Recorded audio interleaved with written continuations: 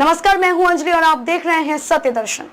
तो चलिए शुरुआत करते हैं आज की मुख्य खबर से।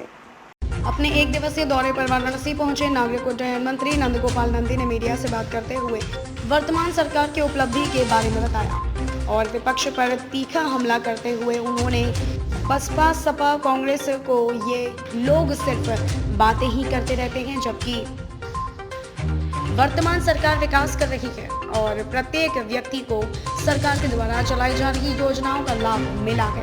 और उन्होंने यह भी कहा कि अखिलेश यादव तो उत्तर प्रदेश के मुख्यमंत्री बनने लायक भी नहीं थे, लेकिन पिता की विरासत पर उन्हें मुख्यमंत्री बनाया गया।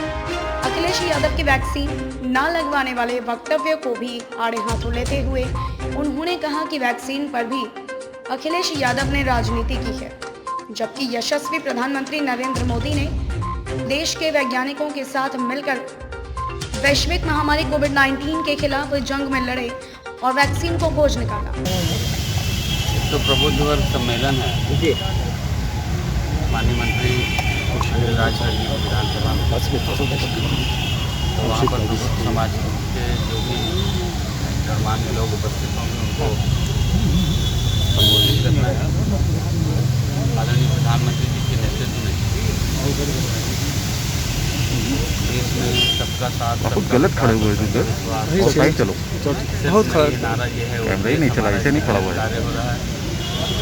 माननीय मुख्यमंत्री जी एक कर्मयोगी मुख्यमंत्री की तरह प्रदेश के अंतिम गांव तक विकास की रोशनी पहुँचे, प्रदेश के अंतिम व्यक्ति को सरकार की योजनाओं का लाभ मिले, उसके लिए लगातार कार्य किए जा रहे हैं।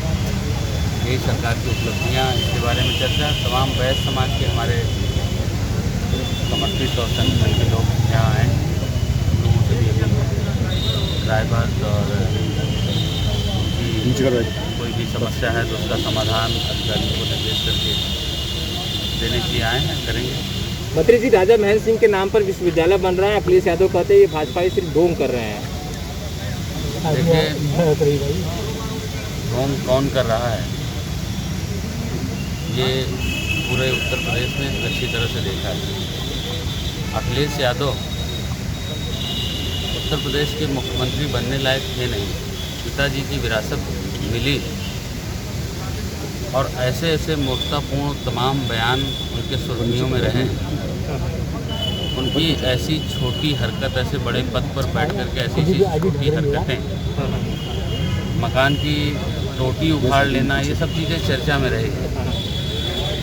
फूंक कर चाटना जिसको कहते हैं, उन्होंने कहा कि ये भाजपा की वैक्सीन है, हम नहीं लगाएंगे। आदरणीय मुलायम सिंह जी को मैं धन्यवाद देना चाहता हूँ, उन्होंने इस देश के वैज्ञानिकों पर भरोसा जताया, इस देश के डॉक्टरों का सम्मान किया और वैक्सीन लगवाई और अपने बेटे द्वारा जो फैलाए गए भ्रम पर उस पर एक जो भ्रम की स्थिति उन्होंने फैलाई थी उसको नकारते हुए देश के और लोगों को प्रेरित किया कि वो कोविड की वैक्सीन लगवाएं।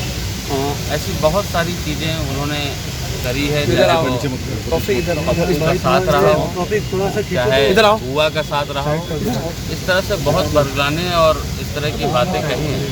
पिताजी की कुर्सी पर, पिताजी की द्वारा बनाई गई ज़मीन पर जिसको गद्दी मिल गई, वो वीडियो गेम खेलने में और मोबाइल और ट्विटर पर ही कार्य करते हैं, कभी सड़क पर संघर्ष करते नज़र नहीं आए, किया नहीं उन्होंने, तो वो इस तरह की तमाम बातें करते हैं, उसका मैं अरविंद केजरीवाल जी कहते हैं कि हम राम के नाम के प्रेरणा लेकर ही दिल्ली में सुशासन चल रहा है और यूपी में भी उसी तरह चलाएंगे। क्या लगता है इसमें? अरविंद केजरीवाल तो अगर हम ये कहें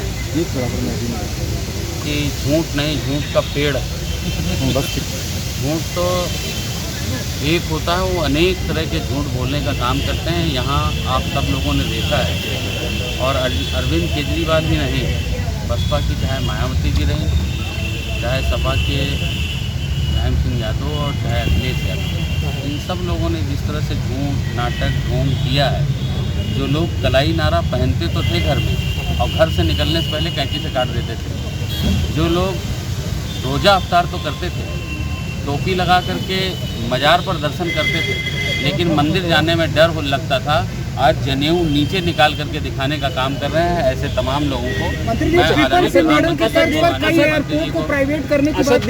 असदुद्दीन ओवैसी और ओम प्रकाश राजभर को लेकर क्या स्टंट रहेगा चुनाव को देखते हुए? मैं तो ये कह रहा हूँ कि जैसे लोग कहते थे कि सपा, एक बार सपा और एक बार बसपा, एक बार बसपा और एक बार सपा, जब ये दोनों मिल करके भी कुछ नहीं कर पाए तो असद ओवैसी और चाहे ओम प्रकाश राजभर, इस प्रदेश की जनता ने अच्छी तरह से जान लिया है, इस देश की जनता ने अच्छी तरह से जान लिया है। जब 2014 में आदरणीय प्रधानमंत्री जी नरेंद्र मोदी जी प्रधानमंत्री पद के उम्मीदवार के रूप में आए तो इस देश की जनता ने झूम कर करके वोट दे करके इस देश की बागडोर सौंपा और एक चौकीदार को, एक प्रधान सेवक को इस गद्दी पर बैठाया। लगातार उन्होंने 2017 तक जो काम किया उसका नतीजा रहा कि इस प्रदेश में जो एक गोल केक की तरफ एक गोल विधानसभा है, विधानसभा आप लखनऊ गए हैं देखें, गोल है, जैसे हैप्पी बर्थडे का एक केक काटो, एक स्लाइस में सपा बसपा और कांग्रेस सिमट करके रह गई है, बाकी सब कुछ भाजपा के पास। 2017 में प्रचंड बहुमत मिला और 2014 से 17 तक जब प्रधानमंत्री जी ने जो कार्य किया उस पर जनता ने मोहर लगाया उत्तर प्रदेश की। 2017 के बाद भी जब इस प्रदेश की बागडोर एक कर्मयोगी मुख्यमंत्री जी को सौंपी गई, उसके बाद लगातार जब उन्होंने काम किया तो उसी का नतीजा है कि जितने उपचुनाव हुए हों, चाहे अभी आपने देखा है जिला पंचायत और नगर पंचायत का चुनाव या जो भी उपचुनाव हुए हैं उसमें हमें भारी सफलता मिली है। हम सबका साथ, सबका विकास और सबका विश्वास सिर्फ नहीं, ये नारा ये है। असदुद्दीन ओवैसी साहब 100 सीट पे लड़ेंगे चुनाव, मुस्लिम बहुल इलाकों से वो सीट बताई जा रही है, तो इसको आपके लिए आसान हो जाएगी या फिर और चुनौतीपूर्ण हो जाएगी? नहीं, हमने हमेशा, मैं आदरणीय प्रधानमंत्री जी को, आदरणीय मुख्यमंत्री जी को, हम सबसे प्रेरणा स्रोत रहे हैं। हम लोग कभी चुनाव के लिए काम नहीं करते। चुनाव आया है तो अभी तरह तरह के लोग तरह तरह के डमरू बजाने का काम करेंगे।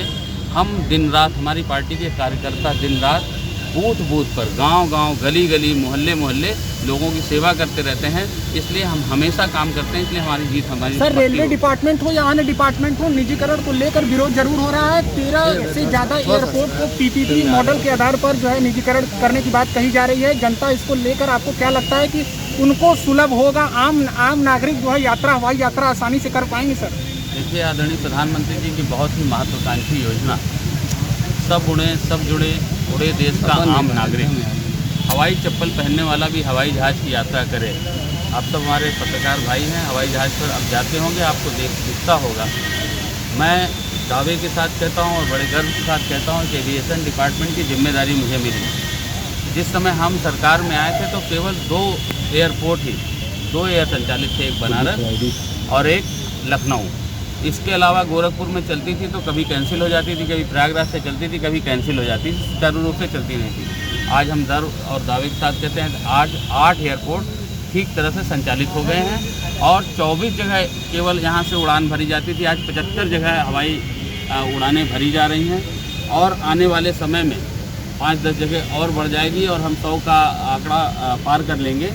तो हमने जेवर एयरपोर्ट, जो चुनावी झुंझुना हुआ करता था, बसपा आती थी तो कहती थी जेवर एयरपोर्ट, सपा आए तो कहे जेवर एयरपोर्ट, लेकिन ठंडे बस्ते में रहता था। वो जेवर एयरपोर्ट आज उत्तर प्रदेश के मुकुट के रूप में बनने जा रहा है। आदरणीय प्रधानमंत्री जी जल्द ही उसका शिलान्यास करेंगे और सब जुड़े उड़े देश का आम नागरिक, हवाई चप्पल पहनने वाला भी हवाई जहाज़ की यात्रा करे, ये ज़मीन पर दिखाई देगा। अब देखिए, अब इस तरह की तमाम खबरों में अब तक के लिए बस इतना ही। मिलते हैं फिर ऐसे ही किसी बड़ी खबर के साथ, तब तक के लिए नमस्कार और देखते रहिए सत्य दर्शन। अगर आपको हमारे वीडियो पसंद आए हो तो लाइक, कमेंट व शेयर करें और आगे आने वाली वीडियो को देखने के लिए हमारे चैनल को सब्सक्राइब कर बेल आइकन को प्रेस करें ताकि हमारे वीडियो आप तक सबसे पहले पहुंचे।